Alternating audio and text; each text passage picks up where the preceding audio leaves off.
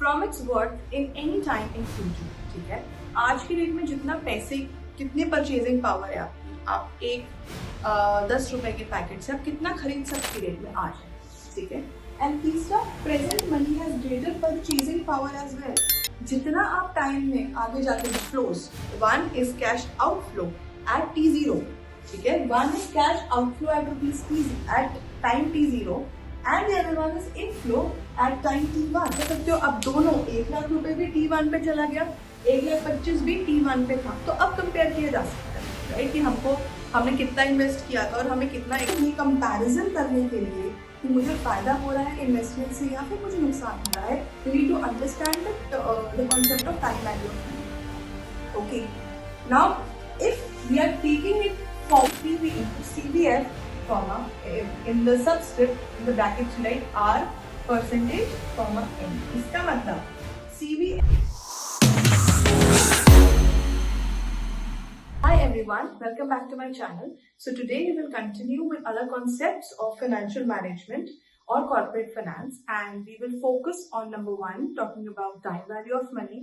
Then we'll focus on discounting techniques, compounding techniques, and present value, net present value, future value, and annuity due, EMIs, calculation of EMIs, so on and so forth. So let's start with the basic concept of time value of money. So what is time value of money? Time value of money simply states that the worth of money today is different from its worth in any time in future. ठीक है, आज की date में जितना पैसे, कितनी purchasing power है आपकी, आप एक 10 रुपए के पैकेट से आप कितना खरीद सकते हैं, that defines what is the purchasing power of ₹10 that you have, right. So वो चेंज होती है with the passage of time. Okay, तो say for example 10 years back जो 10 रुपए की वैल्यू थी, या फिर 100 रुपीज में हम जितना कुछ खरीद सकते थे, आज की डेट में वो सब चीजें हम नहीं खरीद सकते। So the value of money is different when the time changes. So it is different present in the present times, and it will be different in the future times, and it is different from some time in the past. So that is the time value of money that we talk about. Okay, now time value of money also suggests that there is always preference for present consumption by any person. Okay, now why is there a preference for present consumption? Because number 1, there is future uncertainty. What will happen in future nobody knows. So हमारा पैसा हमारे पास रहना चाहिए। क्यों? क्योंकि हमें कल का नहीं पता। जिसको हो सकता है हमने पैसा दिया हो, that there may be problem and he is not able to give us money back. So if that situation ना arise हो, so we want that money be with us as soon as possible. So this is future uncertainties. Next is reinvestment opportunities. If you have money today, you can reinvest. But if you don't have money today, you cannot reinvest. And then हो सकता है आपके पास आज money है, तो आपके पास अच्छी opportunity है, आपने उसमें इन्वेस्ट कर दिया and you have earned from that investment. There can be a situation wherein you don't have the money today, but you have the investment opportunity today. तो आपको उसको let go करना पड़ेगा। ऐसी सिचुएशन, ऐसी नौबत ना आए, इसलिए हर इंसान चाहता है कि भाई मेरे पास पैसा आज की डेट में आ जाए। ठीक है, एंड तीसरा, present money has greater purchasing power as well. जितना आप टाइम में आगे जाके जाएंगे, उतनी purchasing power of that particular note, currency is going to reduce. So purchasing power आज की डेट में मनी की ज्यादा है in comparison to the money in the future. So everybody wants present consumption of money. So this is the concept of present consumption. हमें आज की date में हमें पैसा हमारे पास चाहिए if it is our money. ठीक है, so this relates to the concept of time value of money because we have the preference of present consumption, right? Okay, now let's move forward to what do you mean by discounting techniques and compounding techniques. Okay, now let's take an example wherein we are buying a machinery at today. ठीक है, so at time 0 पे हमने एक machine खरीदी and that machine हमें returns देगी after 1 year at time 1, say for example after 1 year. So, अगर machinery मान लो 1 लाख की थी और 1 साल के बाद वो हमें रिटर्न देने वाले 1,25,000 रुपए का, for example. So in that scenario आप ये बताओ कि can you compare 1 lakh today with 1,25,000 1 year later? These are two different cash flows. One is cash outflow at T0. ठीक है. One is cash outflow at rupees T at time T0 and the other one is inflow at time T1. So the question arises कि क्या हम दोनों को compare कर सकते हैं? Now the comparison between two is not possible because जो value है मनी की वो एक साल के बाद अलग है. आप 1 लाख को 1,25,000 रुपए आफ्टर 1 ईयर कंपेयर नहीं कर सकते हो because of the concept of time value of money. तो अब क्या करा जाए? या तो आप उठा के 1 लाख रुपए को उठा के आप 1,25,000 पे ले जाओ, ठीक है. आप यहां से लेकर इसको यहां ले जाओ तो आप फिर कंपेयर कर सकते हो. अब दोनों 1 लाख रुपए भी T1 पे चला गया, 1,25,000 भी T1 पे था, तो अब कंपेयर किया जा सकता है, राइट, कि हमने कितना इन्वेस्ट किया था और हमें कितना 1,25,000 है. हमने 1 लाख को इन्वेस्ट किया था बट T1 पे 1 लाख की वैल्यू से फॉर एग्जाम्पल 1,22,000 रुपए है. तो अब मैं बोल सकती हूँ हाँ मुझे 3,000 का फायदा हुआ है. बट अभी बोलना कि मुझे 25,000 का फायदा हुआ है कंपेरिजन करके, it's not correct because of the concept of time value of money. Because the value of money is different any time in the future present value की, ठीक है. या फिर एक सिचुएशन तो ये हो गई कि मैं 1 लाख को उठा के एक T1 पे ले जाऊं 1,25,000 के साथ.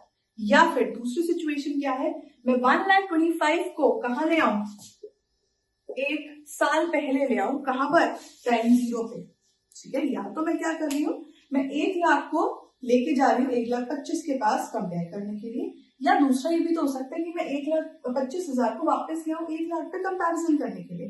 अब अगर मैं प्रेजेंट वैल्यू की बात करूं तो प्रेजेंट सिचुएशन में विच इज T0 हमारे पास 1 लाख रुपए है और 1,25,000 मान लो आज की डेट में 1,25,000 की वैल्यू है, मान लो 1,21,000. सो इन दैट सिनेरियो 1,21,000 और 1 लाख, तो आपने कितना 21,000 is extra that you are earning अगर आपने इस मशीन में इन्वेस्ट किया तो आपको ये कंपैरिजन करने के लिए कि मुझे फायदा हो रहा है इन्वेस्टमेंट से या फिर मुझे नुकसान हो रहा है, you need to understand the concept of time value of money. Okay, now if we are taking it forward, if we are taking it in the future, then that is known as compounding.